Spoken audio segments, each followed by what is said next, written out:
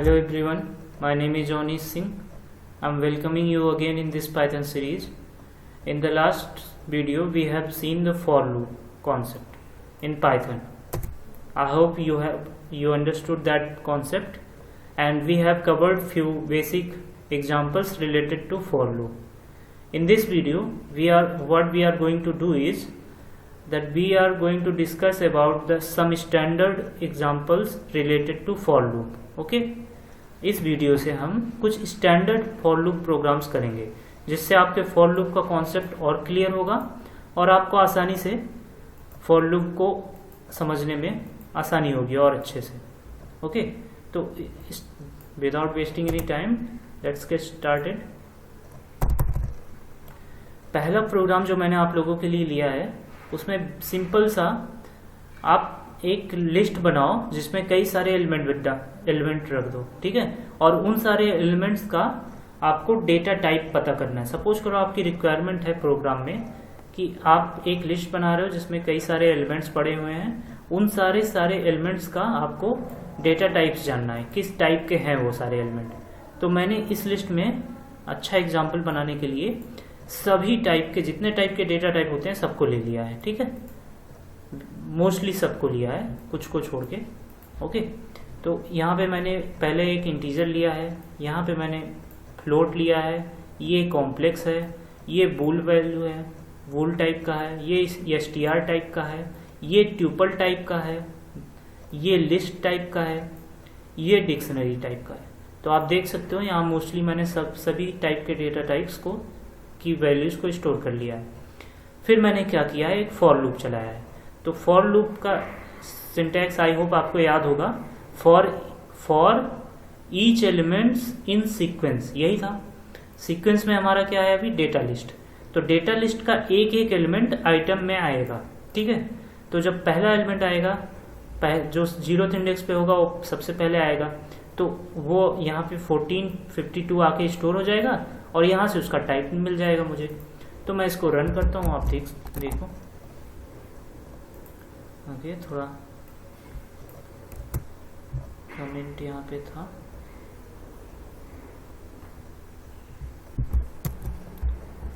Okay वो एक comment की प्रॉब्लम आ रही थी, उसको मैंने क्लियर कर लिया है. अब हम इसको सेव करके फिर से रन करते हैं. ये देखो आप देख सकते हो जितने टाइप के एलिमेंट्स मैंने लिखे थे, सिर्फ 1452 पहले लिखा था 0th इंडेक्स पे, उसकी यहाँ पे क्लास दे दिया, मीन्स उसका टाइप दे दिया, इंटीजर टाइप का है. 11.23 ये फ्लोट टाइप का है. 1+2j ये कॉम्प्लेक्स टाइप का है. ट्रू एक बूल टाइप का है. अवनीश एक str टाइप का है.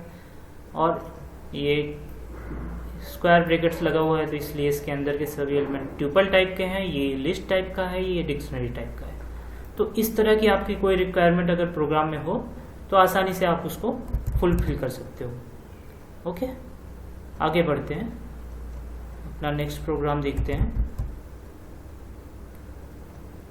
हमारा नेक्स्ट प्रोग्राम है, इसमें हमारी रिक्वायरमेंट, सपोज करो आपके पास एक रिक्वायरमेंट है कि किसी का नाम है और उसको शॉर्ट फॉर्म में प्रिंट करना है. सपोज करो अवनीश सिंह रजवार है तो इसका शॉर्ट फॉर्म में प्रिंट करोगे AS रजवार आएगा. ओके ऐसे ही कोई भी नाम आप ले लो, कोई भी या एक नाम ले लो, राहुल सिंह बिरला टाइप, RS बिरला, इस तरह से आउटपुट आपका है. पहले मैं इसका आउटपुट आपको सुनाता हूँ. एक नेम लिखेंगे पहले हम, इसको स्पेसेस से मैं सेपरेट कर रहा हूँ क्योंकि मैंने प्रोग्राम में अपने लिखा हुआ है ये चीज़. तो ये क्या हुआ, इस नेम को इसने शॉर्ट फॉर्म में कर दिया AS रजवार. इसी तरह आप कोई भी इनपुट लेते उसको उसके पहले दो जो लेंथ होती, पहला स्ट्रिंग और दूसरा स्ट्रिंग, इन दोनों को वो डॉट से सेपरेट कर देता और लास्ट वाली स्ट्रिंग सेम एज प्रिंट कर देता. मैं आपको शो करता हूँ. पहले मैं कोई नाम लिखूंगा और उसको स्प्लिट मेथड के थ्रू डॉट स्पेस यहाँ पे लगाया है मैंने. तो इसका मतलब है कि आप एक स्ट्रिंग लिखो, फिर उसके बाद स्पेस दे सकते हो, फिर दूसरी लिखो, फिर स्पेस दे सकते हो, फिर तीसरी लिखो, फिर स्पेस दे सकते हो, फिर फोर्थ, फिर जितनी स्ट्रिंग आप चाहो लिखो, स्पेसेस के साथ उसको स्प्लिट कर सकते हो. मैंने एक एम्प्टी str बनाया है जिसको मैंने res नाम के वेरिएबल में स्टोर कर रहा हूँ। जो हमारा रिजल्ट आएगा वो एक एम्प्टी स्ट्रिंग में जाएगा और res नाम के वेरिएबल में स्टोर होगा। सबसे पहले तो मैं अपने नेम की, जो यहाँ से नेम इंटर होगा, उसकी लेंथ निकालूंगा और उसको 1 से कम कर दूंगा। ठीक है, अभी मैं बताता हूँ ऐसा मैं क्यों करूँगा। या जैसे आपने ये वाली स्ट्रिंग डाली होती है यहाँ से, ओके, तो आपका यहाँ से रिजल्ट क्या आता है 2 कैसे आता, वो अभी आउटपुट में आ भी रहा था 2, आपने देखा होता तो 2 कैसे आया। आप देखो यहाँ पे क्या हुआ, मैंने स्प्लिट मेथड लगाया है और इसने स्प्लिट कर रहा है ये स्पेस से। तो जब तक स्पेस नहीं आएगा उसको वो ये एक स्ट्रिंग मानेगा। तो ये इतना, ये एक लेंथ हो गया, इतना एक लेंथ हो गया, ये इसकी दूसरी लेंथ हो गई, ये 3 हो गया। तो इस तरह इसकी लेंथ 3 है प्रेजेंट टाइम में, ओके। और उसमें से मैंने एक माइनस कर दिया, इसलिए जब हम लेंथ को प्रिंट कर रहे थे तो 2 आ रहा था। सपोज करो आपने यहाँ पे एक स्पेस और देके कुछ और लिखा होता, तो इसकी लेंथ क्या होती, 4 होती। ठीक है, अगर मैंने ये स्प्लिट मेथड को स्पेस के साथ ना रखा होता तो हमारी लेंथ जो आती ये एक कैरेक्टर को ऐड करके आती। बट मैंने यहाँ पे स्प्लिट मेथड यूज किया है और उसको स्पेस के थ्रू स्प्लिट कर रहा हूँ, इसलिए इतनी स्ट्रिंग को एक लेंथ ले रहा है, इतनी स्ट्रिंग को दूसरी लेंथ, फिर स्ट्रिंग। समझ गए आप। अब मैं एक लूप चलाऊंगा। लेंथ में अभी मेरे क्या है 2 means 0 and 1, okay. Range operator use हुआ है, लेंथ यहाँ पे 2 है, मतलब उसको, और तो वो रेंज ऑपरेटर हमारा कहाँ से चलेगा 0 से 1 तक, ओके। हमारे 0 में अवनीश लिखा हुआ है और 1 में सिंह है, ओके। तो हमारा पहले हम क्या करेंगे, रिजल्ट को रिजल्ट में स्टोर करेंगे। मैंने बताया था res नाम के वेरिएबल में स्टोर करेंगे। तो res तो अभी एम्प्टी है। इस लाइन को आप समझो, ये लाइन क्या कर रही है। इस लाइन में हम कह रहे हैं कि हमारे नेम के नेम का इस टाइम क्या है, पहली बार जब लूप चल रहा है तो अवनीश। नेम के पे पहली बार अभी जब लूप चल रहा है तो अवनीश स्टोर है, ओके। तो अवनीश क्या होगा, अवनीश का 0th इंडेक्स, ओके। अवनीश का 0th इंडेक्स क्या होगा, ए को यहाँ से एक्सट्रैक्ट करूं और फिर उसके बाद कॉन्कैटनेट कर दूं उसको डॉट से, मीन्स ए के बाद मैं डॉट लगा दूं। इस लाइन को आप ध्यान से समझिएगा। ये लाइन कह रही है कि मैं अपने पहले स्ट्रिंग के 0th इंडेक्स को एक्सट्रैक्ट करूं। ये लाइन कह रही है पहले स्ट्रिंग के 0th इंडेक्स को एक्सट्रैक्ट करूं। तो 0th इंडेक्स पे ए है, उसको एक्सट्रैक्ट किया और उसके साथ मैं डॉट कॉन्कैटनेट कर दूं। ठीक है, अब ये देखो, ये लाइन लूप के बाहर लिखी हुई है तो ये नहीं चलेगी, लूप मेरा फिर से चलेगा। ठीक है, तो इस बार क्या होगा, यहाँ पे आई पे सिंह आ जाएगा, सिंह का 0th इंडेक्स फिर से चलेगा, ओके। सिंह का 0th इंडेक्स फिर से चलेगा, तो 0th इंडेक्स पे सिंह के एस लिखा हुआ है तो ए डॉट एस हो जाएगा। ठीक है, अब थर्ड टाइम, अब तो ये लूप चलेगा नहीं क्योंकि इसमें क्या था, इस 0 और 1 यहीं तक चलना था, इसकी लेंथ 2 थी। आप जानते हो रेंज ऑपरेटर के बारे में मैं पूरा वीडियो बना चुका हूँ, आपको फिर से रिवाइज करना हो तो उसको देख सकते हो, बट आप मेरा मतलब समझ रहे हो। अब क्या हुआ, ये प्रोग्राम का एग्जीक्यूशन खत्म हो गया, अब लूप यहाँ से बंद हो जाएगा और हमारा कंट्रोल इस लाइन पे आएगा। ये लाइन क्या करेगी आपका, अभी इस टाइम RES में क्या स्टोर है, प्रेजेंट टाइम में RES में स्टोर है a.s। आप सोचो कैसे स्टोर है, मैं सब कुछ बता चुका हूँ। RES में प्रेजेंट टाइम में क्या स्टोर है, इस लाइन के बाद से a.s। अब ये लाइन क्या करेगी, ये हम कह रहे हैं RES में कॉन्कैटनेट करो, ऐड करो नेम की लास्ट इंडेक्स को -1। मैंने स्लाइस ऑपरेटर पूरा पढ़ाया है आपको। -1 का मतलब होता है कि किसी भी एक्सप्रेशन या स्ट्रिंग की लास्ट जो इंडेक्स हो वो, और लास्ट इंडेक्स पे क्या स्टोर है, लास्ट इंडेक्स क्या है, लास्ट इंडेक्स मतलब लेंथ, तीसरी लेंथ पूरी की पूरी। ठीक है, और इसमें क्या स्टोर है, रजवार। ठीक है, तो ये रजवार इसके साथ ऐड हो जाएगा, a.s के साथ कॉन्कैटनेट हो जाएगा।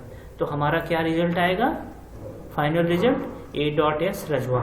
ये पूरी की पूरी स्ट्रिंग कॉन्कैटनेट हो रही है, ध्यान दीजिएगा -1 के साथ। ओके, अब मैं एक दूसरा एग्जांपल लेता हूँ। राहुल कुमार वर्मा। ओके, RK वर्मा, देखो आप आया ना। तो इस तरह आप समझ सकते हो। अब अगर आप 4 कैरेक्टर, सपोज करो आप 4 कैरेक्टर का नाम लेते हो,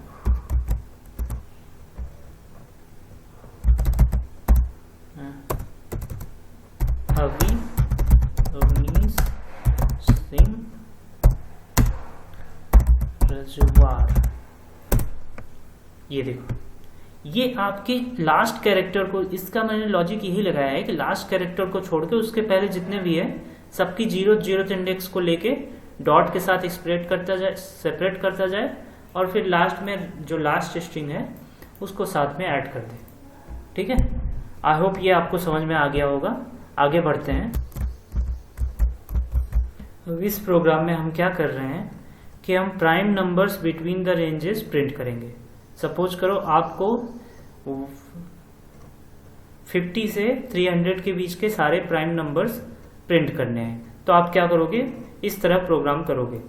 अब मैं इसको मैंने बहुत कम लाइन ऑफ कोड में किया हुआ है, बहुत अच्छे से आपको समझ में आएगा। प्राइम नंबर क्वेश्चंस बहुत इंपॉर्टेंट होते हैं, तो इस प्रोग्राम को आप ध्यान से सुनिएगा और डेफिनेटली आपका कॉन्सेप्ट क्लियर होगा।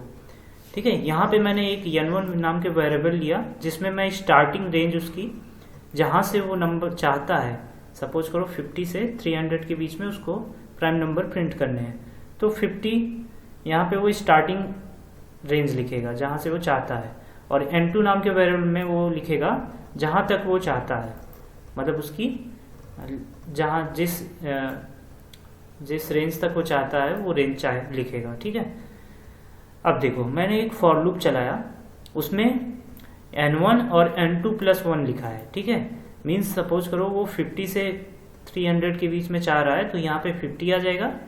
यहाँ पे n2 + 1 क्यों लिखा है, ये आप समझ रहे हो ना। रेंज ऑपरेटर जो होता है वो एंड की वैल्यू -1 कर देता है। ठीक है, तो उसको बैलेंस करने के लिए अगर मैंने यहाँ पे n2 डायरेक्ट लिख दिया होता, +1 ना लिखा होता, तो ये कहाँ से कहाँ तक की रेंज का आउटपुट देता था आपको, 50 से 299। ठीक है, क्योंकि रेंज ऑपरेटर एंड -1 तक की वैल्यू लेता है। ठीक है, इसलिए मैंने इसको n2 + 1 कर दिया। ठीक है, आपको हमेशा भी कभी भी रेंज ऑपरेटर के अंदर जो एंड वैल्यू आप लिखोगे उसको +1 करके लिखना, वरना वो एक अपने आप ऑटोमेटिकली एक कम कर लेगा और रिजल्ट आपको एक कम तक ही भी देगा। ठीक है, अब मैंने इसके अंदर नेस्टेड फॉर के बारे में मैंने आपको बताया था कि कल मैं नेस्टेड फॉर के बारे में, मतलब मैंने लास्ट वीडियो में नेस्टेड फॉर का डिस्कस किया था और मैंने बोला था कि नेक्स्ट वीडियो में हम नेस्टेड फॉर के प्रोग्राम्स करेंगे। तो नेस्टेड फॉर क्या होता है, फॉर के अंदर अगर कोई फॉर हम चलाते हैं तो नेस्टेड फॉर होता है।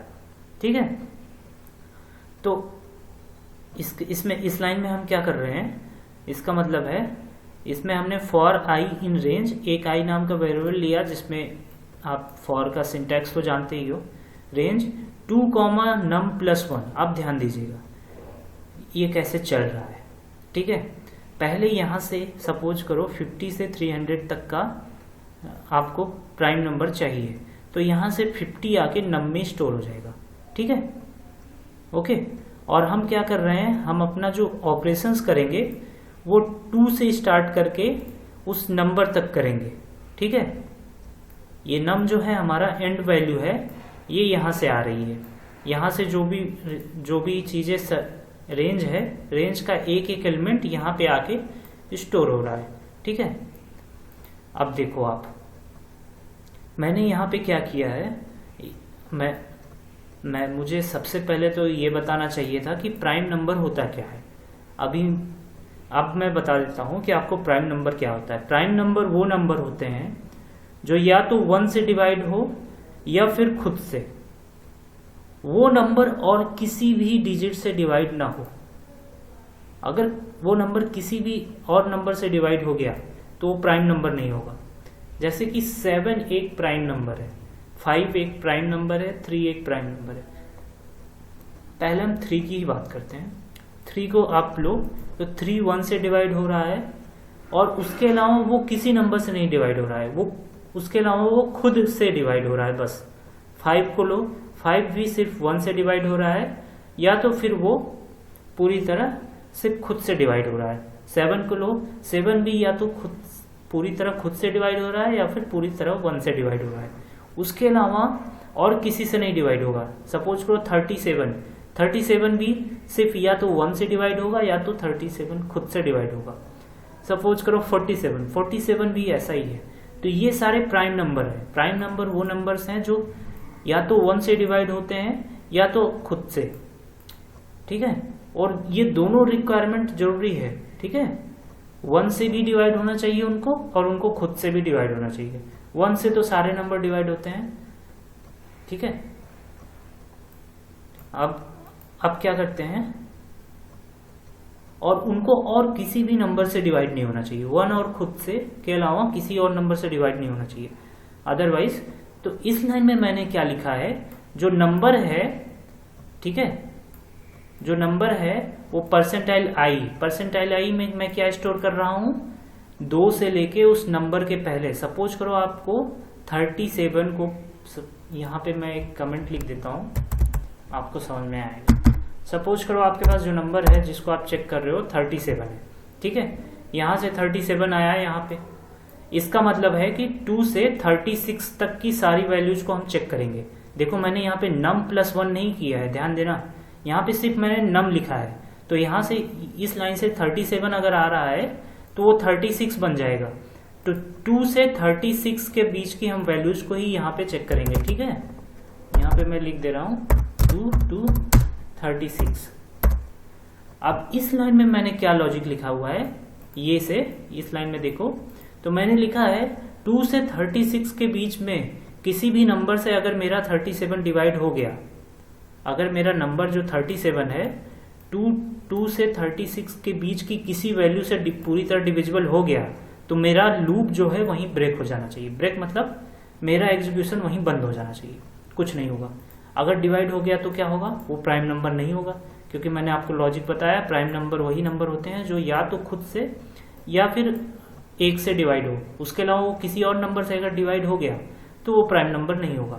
तो यहाँ पे अगर मैंने वही लॉजिक लगाया, अगर वो डिवाइड हो गया, अगर 37 किसी और नंबर से डिवाइड हो गया 1 या 37 को छोड़ के, तो वो ब्रेक हो जाएगा। यहाँ पे मैंने num +1 इसलिए नहीं लिखा है जिससे हमारी जो कंडीशन है वो एक कम, उस नंबर से एक कम तक चले, ठीक है, तभी हम चेक कर पाएंगे। और अगर ऐसा नहीं हुआ, वो नंबर किसी से डिवाइड नहीं हुआ, तो वो एक प्राइम नंबर होगा और वो प्रिंट हो जाएगा। मैंने फॉर के नीचे एल्स लगाया है, फॉर के अंदर एल्स लगा सकते हो, आप जानते हो। अब देखो ये एल्स तभी चलेगा जैसे कि मैंने यहाँ पे ब्रेक लगाया हुआ है। ये ब्रेक अगर चल गया तो ये एल्स नहीं चलेगा। मैंने आपको बताया था पिछले वीडियो में कि अगर हम अपने लूप को फोर्सफुली स्टॉप कर रहे हैं तो हमारा एल्स पार्ट नहीं चलता है, ठीक है। अगर हमारा ब्रेक नहीं हुआ तो वो हम उसको फोर्सफुली स्टॉप नहीं कर रहे हैं, इसका मतलब है, तो एल्स पार्ट हमारा चल जाएगा। तो ये आउटपुट उसका देखो आप, ये तो पहली बात तो गलत है। पाइथन में कमेंट इस तरह नहीं होता है, पाइथन में कमेंट कुछ इस तरह होता है। ओके, अब मैं इसको सेव करता हूँ, इसको रन करता हूँ। सपोज करो आपको 50 से 300 के बीच का प्राइम नंबर्स प्रिंट करने हैं, तो ये देखो प्रिंट हो गए आपके 53, ओके, 59, 61, 67, 71, 73, 79, 83। ये सारे वो नंबर्स हैं जो कि या तो 1 से डिवाइड हो रहे हैं या तो खुद से, उसके अलावा ये नंबर्स किसी से भी डिवाइड नहीं हो रहे हैं। आई होप आपको समझ में आ गया होगा। आगे बढ़ते हैं। नेक्स्ट प्रोग्राम जो मैंने आपके लिए लिखा है वो फेबोनाची सीरीज को प्रिंट करने का प्रोग्राम है। ओके, तो फेबोनाची सीरीज अगर आप नहीं जानते हो तो मैं आपको दिखा देता हूँ क्या होती है। ये 0 से स्टार्ट होती है, इसका पहला टर्म और दूसरा टर्म ये दोनों फिक्स होता है, वो 0 और 1 ही रहेगा। उसके बाद के जो टर्म्स होते हैं वो पिछले टर्म और उसके पिछले टर्म को ऐड करके बनते हैं, ठीक है। ओके, देखो 0 + 1 2, 2 + 1 3, 3 + 2 5, 5 + 3 8, 8 + 5 13, 13 + 8 21, 21 + 13 34 ... तो ये आपकी फैबोनिकी सीरीज है। ओके, इसमें क्या होते हैं, पहले दो टर्म्स फिक्स होते हैं, 0 और 1, ये दोनों फिक्स रहेंगे। उसके बाद के जो टर्म्स बनते हैं वो पिछले दोनों टर्म्स को ऐड करके बनते हैं। यहां से 2 जो बना, ये 0 + 1, सॉरी यहाँ पे एक टर्म और था, यस, तो इसके पिछले जो 2 टर्म बनते हैं वो पिछले 2 टर्म्स को ऐड करके बनते हैं, पिछले अगला टर्म। तो 0 और 1 तो फिक्स होता है, ये पहले 2 टर्म। फिर तीसरा टर्म कैसे बनेगा, 0 + 1, पिछले 2 टर्म्स को ऐड करके अगला टर्म बनता है। तो 0 + 1 1 हो जाएगा। अब फिर से हम पिछले 2 टर्म्स को ऐड करेंगे, 1 + 1 2 हो गया। अब फिर से हम पिछले 2 टर्म्स को ऐड करेंगे अगले टर्म के लिए, तो 2 + 1 3 हो गया। अब फिर से यही करेंगे, 3 + 2 5 हो गया, 5 + 3 8 हो गया, 8 + 5 13 हो गया, 13 + 8 21 हो गया, 21 + 13 34 हो गया। इस तरह से आप बहुत सारे टर्म्स को ऐड कर सकते हैं फैबोनोकी सीरीज में। तो हम क्या कर रहे हैं, यूजर से पूछ रहे हैं कि उसको कितने टर्म्स तक फैबोनोकी सीरीज चाहिए। तो ये कितने टर्म तक थी, 1 2 3 4 5 6 7 8 9 10, ये 10 टर्म्स तक फैबोनोकी सीरीज थी। आपको 20 टर्म 30 टर्म जितने टर्म की चाहिए आप उसको यहाँ पे लिख देना, ठीक है। तो मैंने बताया पहले 2 टर्म उसके फिक्स होते हैं, पहला टर्म 0 होता है, सेकेंड टर्म 1 होता है। तो हमने एक लूप चलाया, तो सपोज करो आपने 6 टर्म तक को आपको 6 टर्म तक की फैबोनोकी सीरीज चाहिए। तो हमने लूप चलाया है, तो 0 से 5 यहाँ पे रेंज ऑपरेटर है, तो 0 से 5 तक के नंबर्स यहाँ पे आ जाएंगे, ठीक है। तो पहले मैंने 0 को प्रिंट कर लिया, ठीक है, पहले टर्म को पहले मैंने प्रिंट कर दिया। उसके बाद मैंने क्या किया, एक टेम्परेरी वेरिएबल बनाया जिसमें फर्स्ट जो 0 था उसको स्टोर कर दिया। फिर मैंने एक फर्स्ट नाम के वेरिएबल बनाया, फर्स्ट, अब जो कि हमारा टेम्परेचर में टेम्प नाम के वेरिएबल में स्टोर कर दिया गया है। तो मैंने यहाँ पे स्वैपिंग किया है, इन 2 लाइन्स में आप देखो, तो मैंने स्वैपिंग किया है, ठीक है। तो स्वैपिंग करने के बाद जो रिजल्ट हमारा आ रहा है, सेकेंड टर्म को हम टेम्प में, जैसे टेम्प में अभी 0 स्टोर है और सेकेंड में 1 स्टोर है, तो 0 + 1 स्टोर करके सेकेंड टर्म हमने 1 कर दिया, ठीक है। देखो यहाँ से क्या हुआ, फर्स्ट टर्म पहले 0 था, ओके, 0 को मैंने टेम्प नाम के वेरिएबल में भेज दिया, सेकेंड टर्म हमारा 1 है, अब फर्स्ट में 1 आ गया है, ठीक है। तो सेकेंड क्या बनेगा, टेम्प जिसमें 0 है और सेकेंड 1 है, तो हमारा जो सेकेंड टर्म हो गया 1 प्रिंट हो गया। अब नेक्स्ट टाइम क्या होगा, ये लूप फिर से चलेगा और सेम यही प्रोसेस करता जाएगा और ये ऐसे आपको फैबोनोकी सीरीज प्रिंट करता जाएगा, ठीक है। अब मैं आपको आउटपुट करके देता हूँ, शायद पिछला वाला आउटपुट मैंने कमेंट नहीं किया है, ओके, सेव करके रन करता हूँ, ओके। तो आपको कितने टर्म तक चाहिए, सपोज करो आपको 13 टर्म तक फैबोनोकी सीरीज चाहिए। तो ये देखो, पहला टर्म 0, दूसरा 1, फिर उनको पीछे वाले टर्म्स को ऐड करते करते करते 13 टर्म तक आपको फैबोनोकी सीरीज मिल गई, ओके। आई होप ये प्रोग्राम आपको समझ में आया होगा। आगे बढ़ते हैं आगे बढ़ने से पहले मैं आपको इन्यूमरेट फंक्शन के बारे में बताता हूँ। इन्यूमरेट फंक्शन क्या करता है, ये आपको, आप कोई लिस्ट ऑफ एलिमेंट्स डाले हो या फिर लिस्ट ऑफ टपल्स डाले हो या फिर डिक्शनरी की लिस्ट है, कुछ भी है, अगर उसको आपको इस तरह प्रिंट करना है कि वो आपकी इंडेक्स नंबर भी पता चल जाए, साथ साथ आपका एलिमेंट भी पता चल जाए, ओके। इन्यूमरेट मेथड क्या करता है, आपको इंडेक्स नंबर रिटर्न करता है, ठीक है। आइटम के साथ साथ वो आपको इंडेक्स नंबर भी रिटर्न करता है। कि किस इंडेक्स पे कौन सा आइटम पड़ा हुआ है, कौन सा एलिमेंट पड़ा हुआ है, ठीक है। तो ऐसे केसेस में अगर आपकी रिक्वायरमेंट है कि आपको सभी जितने भी आपकी एलिमेंट हैं किसी भी डेटा स्ट्रक्चर में, तो उसके इंडेक्स और उसके एलिमेंट्स दोनों प्रिंट हो, तो आप इन्यूमरेट फंक्शन यूज करो। जैसे यहाँ पे मैंने क्या किया है, इन्यूमरेट फंक्शन यूज किया है, और इन्यूमरेट फंक्शन फॉर लूप के साथ ही होता है, ये भी ध्यान रखना। फॉर मैंने दो वेरिएबल बनाया है, एक तो हमारा इंडेक्स स्टोर कर रहा है, दूसरा हमारा आइटम जो एलिमेंट्स हैं उनको स्टोर कर रहा है।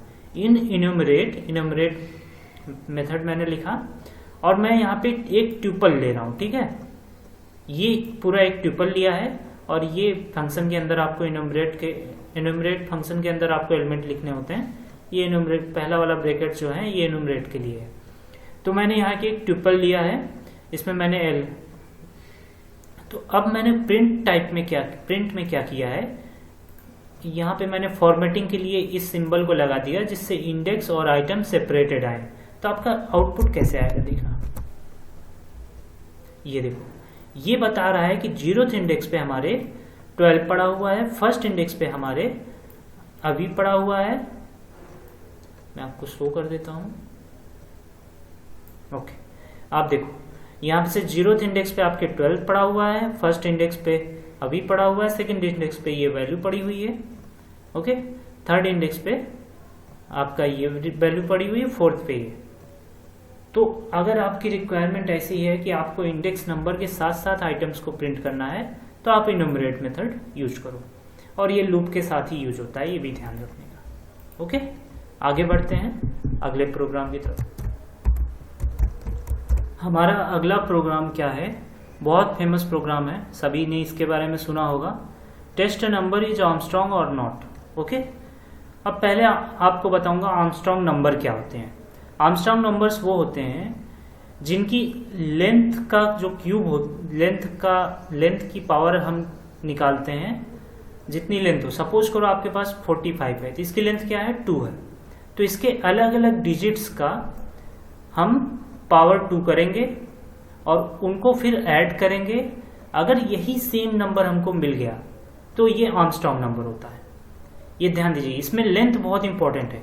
अब सपोज करो आपके पास ये 123 है, तो इसकी लेंथ क्या है, 3 है, तो इसकी पावर 3 करेंगे हम, अलग अलग डिजिट की पावर 3 करेंगे, फिर उनको ऐड करेंगे। अगर सेम यही नंबर 123 मिल गया हमें ऐड करने के बाद, तो वो नंबर आर्मस्ट्रॉन्ग नंबर होगा, ओके। तो पहले इस एग्जांपल की बात करते हैं। 45 है, तो 45 की लेंथ क्या है, 2 है, तो इसका मतलब है इसको मैं अलग अलग डिजिट्स का स्क्वायर करूंगा। तो 4 की पावर 2 यहाँ मैंने किया है, पाइथन में कुछ इस तरह लिखते हैं, ठीक है। यहाँ पे 5 की पावर 2 लिखा है, दोनों को ऐड किया है, ठीक है। अब अगर वही रिजल्ट आ जाता तो ये आर्मस्ट्रॉन्ग नंबर होता।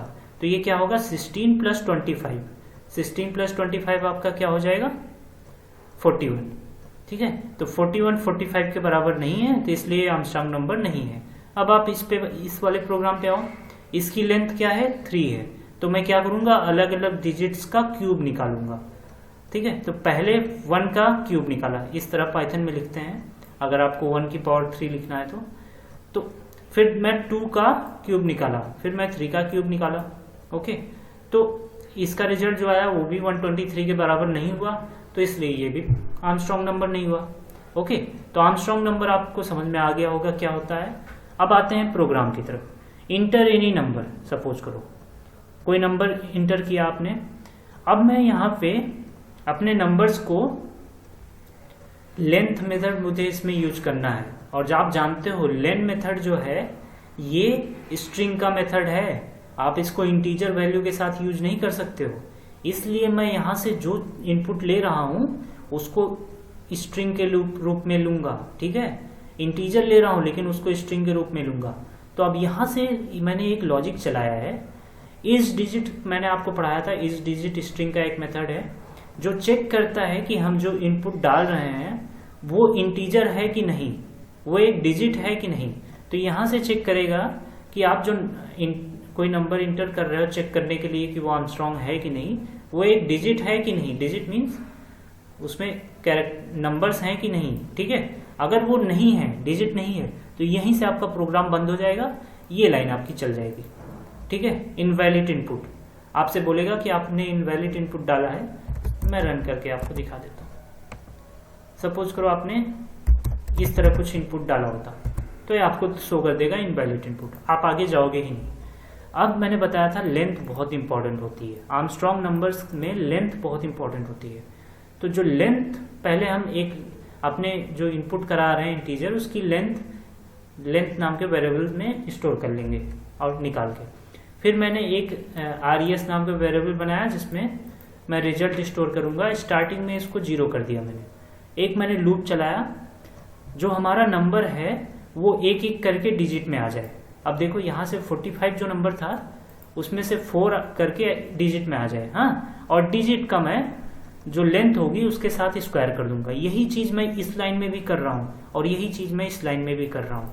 बस मैं एक कर रहा हूँ, इसका जो रिजल्ट आ रहा है उसको मैं res में स्टोर कर ले रहा हूँ। इस लाइन से क्या हो रहा है, ये लाइन सेम यही है, सेम यही है अगर आप 45 के लिए इनपुट कर रहे हो तो, ठीक है। और आप देखो यहाँ से जो मैं डिजिट डाल रहा हूँ उसको मैं इंटीजर में कर रहा हूँ, ठीक है, क्योंकि लेंथ मेथड जो आपका है ये सिर्फ लेंथ मेथड जो है ये सिर्फ स्ट्रिंग के साथ ऑपरेट हो सकता है, ठीक है। तो इस डिजिट को मैं इंटीजर में कन्वर्ट कर रहा हूँ।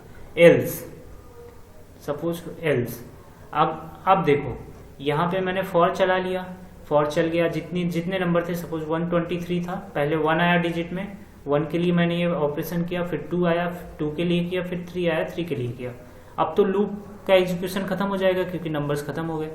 अब क्या होगा, अब आपका एल्स पार्ट चलेगा, फॉर का एल्स पार्ट चलेगा। यहाँ पे मैं फोर्सफुली कुछ भी स्टॉप नहीं कर रहा हूँ लूप को, तो एल्स पार्ट जरूर चलेगा।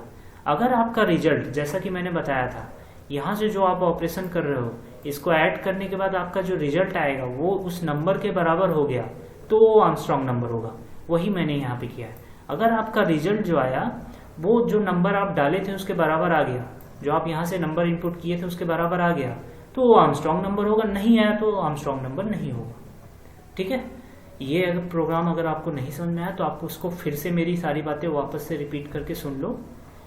मैंने इतना आसानी से समझाया कि आपको समझ में आ जाएगा। मैं इसको रन करता हूँ और सबसे पहले मैं एक आर्मस्ट्रॉन्ग नंबर को ही डाल के चेक करता हूँ। मुझे याद है 153 एक आर्मस्ट्रॉन्ग नंबर होता है, आप कोई भी नंबर चेक कर सकते हो। तो ये देखो, ये इज ए आर्मस्ट्रॉन्ग नंबर। अब मैं क्या करता हूँ, कोई भी नंबर, रैंडम नंबर इनपुट कराता हूँ। सपोज करो आपने इस नंबर को डाला, तो ये बताया इज नॉट आर्मस्ट्रॉन्ग नंबर। तो आप किसी भी नंबर के लिए इस प्रोग्राम को रन कर लीजिएगा, आपका चल जाएगा। अगर आप इनपुट सही से नहीं दोगे तो प्रिंट करके आ जाएगा invalid input. Okay, I hope ये प्रोग्राम समझ में आया। आगे बढ़ते हैं अगले प्रोग्राम की तरफ। आगे बढ़ते हैं और मोस्ट ऑफ द गाइज का फेवरेट प्रोग्राम करते हैं, पैटर्न। हमारे फॉर लूप को समझने का बेस्ट तरीका है पैटर्न प्रोग्रामिंग करना, ठीक है। फॉर लूप का फ्लो कैसे चल रहा है ये समझना है तो आप पैटर्न प्रोग्राम करो, लोग बोलते हैं, इससे आपको समझ में आएगा। तो यहाँ पे मुझे ये पैटर्न प्रिंट करना है, ओके। सिंपल सा पैटर्न है और सिंपल सा ही प्रोग्राम है। पाइथन में देखो लाइन ऑफ कोड कितने कम होते हैं, 5 लाइन में ये पैटर्न आप प्रिंट कर सकते हो, ओके। इसमें मैंने क्या किया है, मैं इसको थोड़ा डायनेमिक बना रहा हूँ इस प्रोग्राम को। सपोज करो यहाँ पे 5 रो हैं, ठीक है, 5 रो हैं, वो 1 2 3 4 5। सपोज करो किसी को इससे ज़्यादा रोज चाहिए तो उसके लिए भी मैं प्रोग्राम साथ में लिख रहा हूँ। ये मैं सिर्फ इतने रोज के लिए ही नहीं बना रहा हूँ, ठीक है। ये तो 5 रोज के लिए आउटपुट है, आपको 6 रोज का चाहिए, 6 7 का बना लो, 7 का चाहिए, तो मैं उस हिसाब से प्रोग्राम लिख रहा हूँ जिससे आप जितने भी नंबर ऑफ रोज के लिए चाहिए आपको, आप लिख सको, ठीक है। यहाँ पे मैंने यूजर से इंटर कराया रोज, ठीक है, इसमें तो 5 रोज हैं। अब क्या होगा, हम फॉर लूप चलाएंगे। फॉर लूप मैंने क्या किया, यहाँ से नम में वो रोज स्टोर कर रहा हूँ जो हमारी वहाँ से आ रही है। तो मैं, जानते हो आप, रेंज ऑपरेटर यूज किया है, इसलिए नम को 1 से इंक्रीमेंट किया हुआ है, ठीक है, वरना वो एक कम तक चलता, ठीक है। यहाँ से आया, फॉर के अंदर फॉर चलाया मैंने, नेस्टेड फॉर, ओके। तो नेस्टेड फॉर का मतलब है ये फॉर चलेगा तो उस फॉर के चलने का मतलब है उसके अंदर की लिखी हुई चीजें एग्जीक्यूट होगी, तो उसके अंदर एक और फॉर लिखा हुआ है तो वो भी चलेगा, ठीक है। तो अब इस फॉर के अंदर एक जो प्रिंट हुई है वो स्टेटमेंट प्रिंट होगी। क्या होगा देखो, सपोज करो आपने यहाँ पे नंबर ऑफ रोज 5 लिखा, 5। ओके, तो पहले क्या होगा, num + 1 5 हो जाएगा ये, ठीक है।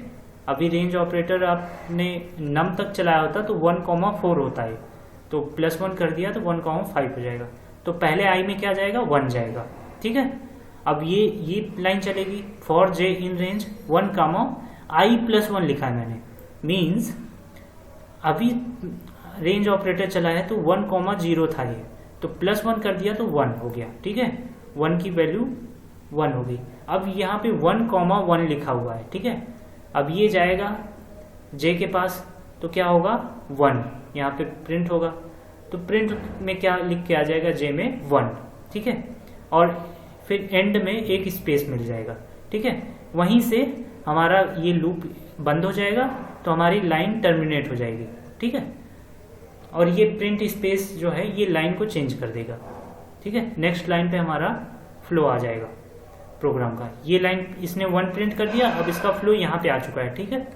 अब क्या होगा, यहाँ से जाएगा 2, यहाँ से दूसरा नंबर जाएगा i में, आई एम राइट, दूसरा नंबर i में जाएगा। अभी क्या है, अब यहाँ पे 2 है, ठीक है।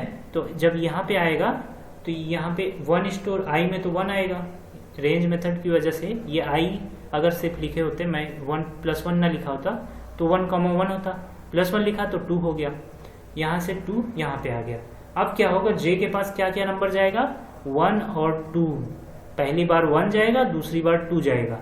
1 और 2 स्पेस करते हुए प्रिंट होगा, पहले 1 प्रिंट होगा, फिर स्पेस लगेगा इसकी वजह से, फिर 2 प्रिंट होगा, ठीक है।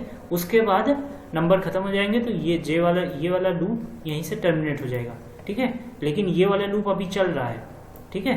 तो इस लूप के बाहर ये लूप टर्मिनेट होगा, तो इसके बाहर जो लाइन लिखी होगी, ये वाला लूप अभी चल रहा है, ठीक है।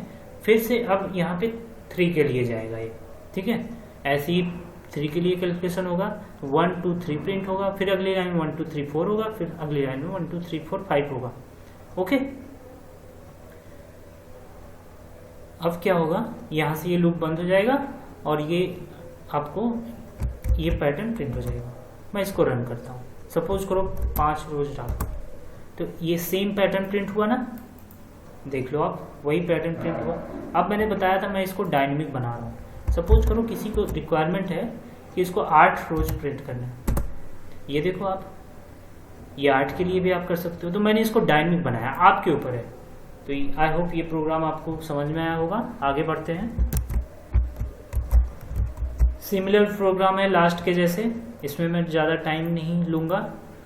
मैंने इसको सिर्फ नंबर ऑफ रोज मांगा उससे, फिर यहाँ पे एक लूप चलाया है जो जैसे मैंने लास्ट प्रोग्राम किया था, फिर i में स्टोर कर रहा हूँ एक एक वैल्यूज, फिर यहाँ से मैं i + 1 तक चला रहा हूँ। और ध्यान दीजिएगा यहाँ पे i में प्रिंट कर रहा हूँ, ठीक है।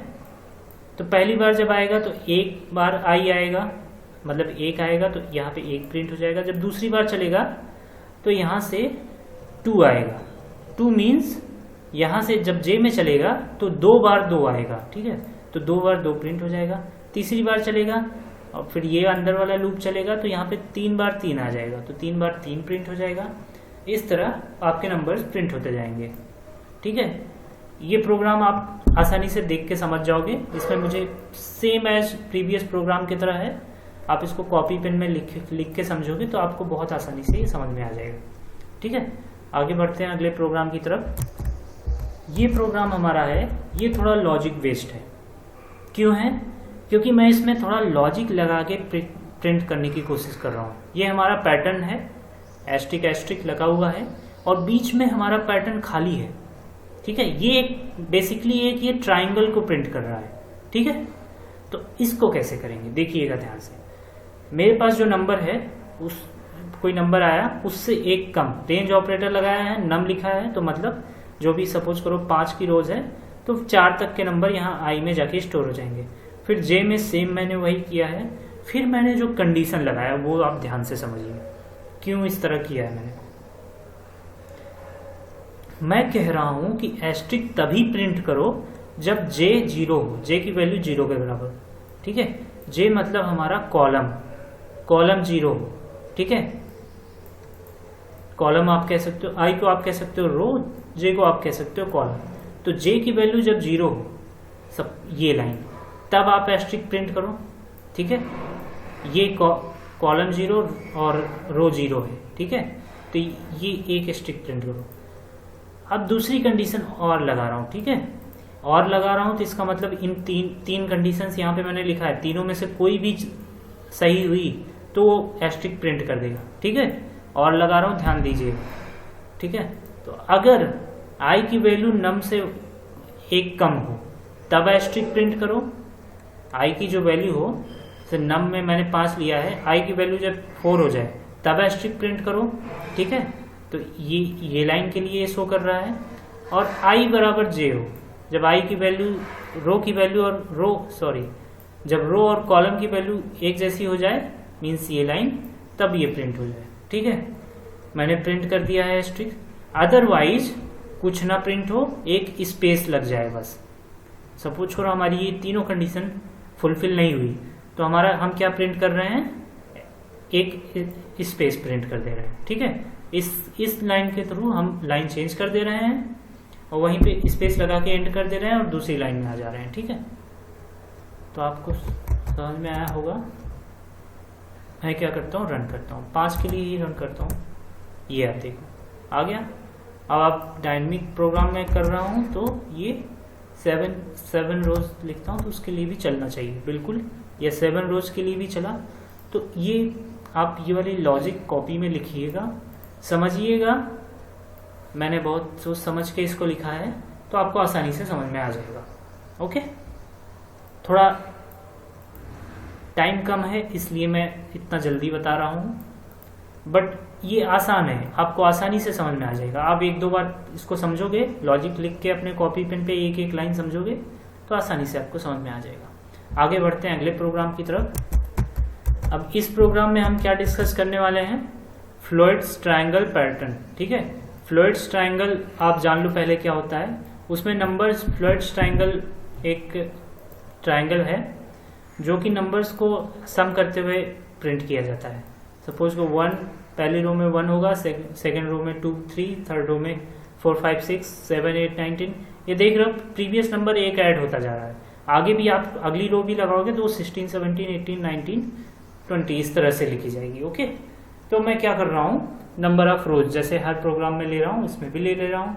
यहाँ पे मैंने क्या किया, स्टार्टिंग में एक वेरिएबल बनाया n और उसमें 1 को इनिशियलाइज कर दिया, ठीक है। स्टार्टिंग के लिए 1 इसकी n की वैल्यू फिक्स कर दिया। अब मैं यहाँ पे रो और कॉलम नाम का वेरिएबल बना के स्टोर कर रहा हूँ वैल्यूज, देखना। तो रो के लिए एक रो में हम यहाँ पे रेंज ऑपरेटर चला रहे हैं 1 से num+1, ठीक है। ये लाइन आपको समझ में आया ही होगा। कॉलम में 1 प्लस रो प्लस 1 कर रहे हैं, 1 रो प्लस 1। यहाँ से जो आएगा उसको हम लिख रहे हैं। सपोज करो आपकी रो पहली बार यहाँ से 1 आया तो 1, लिखेंगे यहाँ पे, क्योंकि ये 0 + 1 है। ओके, और फिर प्रिंट n कर रहे हैं। ओके, ये 1 प्रिंट कर रहे हैं, ठीक है।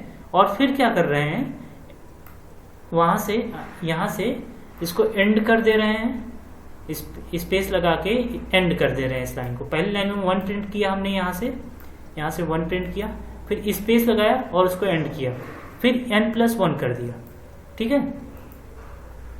n+1 कर दिया तो 2 प्रिंट हो गया।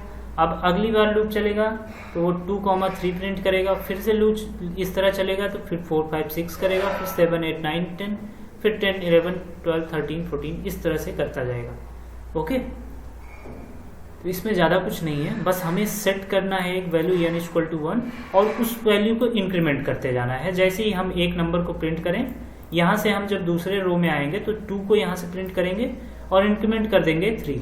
ओके, अगली बार जब हम आगे बढ़ेंगे तो 4 यहाँ से प्रिंट करेंगे और 5 करेंगे और फिर 6 एक इंक्रीमेंट करके 6 को प्रिंट करके आगे बढ़ जाएंगे, ठीक है। इस तरह काम हम कर रहे हैं। आगे बढ़ते हैं अगले प्रोग्राम की तरफ। इस प्रोग्राम में हम क्या कर रहे हैं, हम इस टाइप का कोई पैटर्न हो, सपोज करो कोई स्ट्रिंग हो या फिर किसी का नेम भी हो, तो इस पैटर्न में हम उसको प्रिंट करेंगे, ठीक है। पहले रो और कॉलम में सिर्फ 1 कैरेक्टर, दूसरे रो कॉलम में 2 कैरेक्टर, तीसरे रो कॉलम में 3 कैरेक्टर। यही इसका लॉजिक भी है। जितनी रोज हैं उतनी कैरेक्टर्स भी है, रो कॉलम है उतने कैरेक्टर्स भी है, ठीक है। तो पहले मैं स्ट्रिंग एक प्रिंट करा लूँगा यूजर से, जिस स्ट्रिंग के ऊपर ये इस टाइप का पैटर्न वो बनाना चाहता है। पहली बात जो मैंने बताया ना, इसकी जो लेंथ है वही इसका लॉजिक भी है। इसकी लेंथ 1 है तो ये रो 1 कॉलम 1 पे है इस टाइम, इसकी लेंथ 2 है तो रो 2 कॉलम 2 पे है। तो पहले मैं इस नेम की लेंथ निकाल लूँगा, ठीक है। For row in range length, ठीक है। तो जो भी हमारी लेंथ होगी, सपोज करो इसकी लेंथ प्रेजेंट टाइम में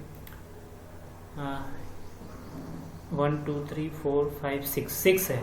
तो यहाँ पे हमने 5 तक के लिए, 0 से 5 तक के लिए रेंज ऑपरेटर चलाया है, ठीक है। रो में आके वैल्यूज स्टोर होगी 0 से 5 तक की। फिर कॉलम चलाया रो प्लस 1, ठीक है। जो यहाँ से आ रही है वैल्यूज 5 आ रही है, ठीक है, उसको एक बढ़ा दे रहे हैं 6, ठीक है।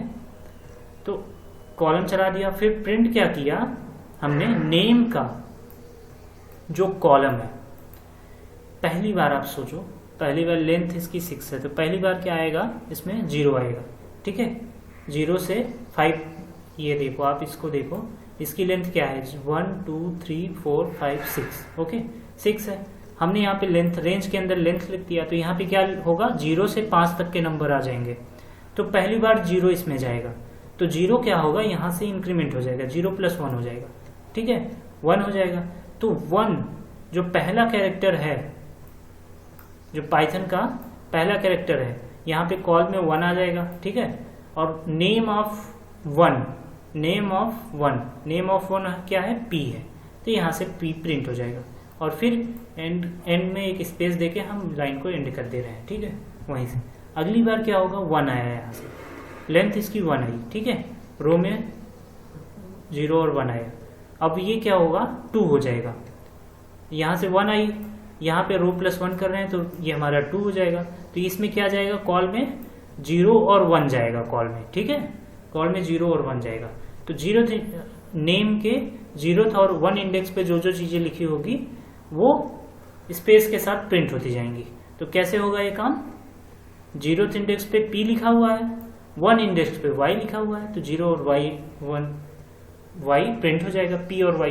अब प्रिंट करेंगे तो लाइन चेंज करेगा, अगली लाइन पे आ जाएंगे। अगली लाइन पे अब यहाँ से हम, पिछली बार 1 गया था, ठीक है, इस बार 2 जाएगा, रो 2, यहाँ से होगा रो 3 हो जाएगा। रो ये चीज 3 रिटर्न कर देगा। 3 का मतलब कॉल में 0 1 2 आ जाएगा।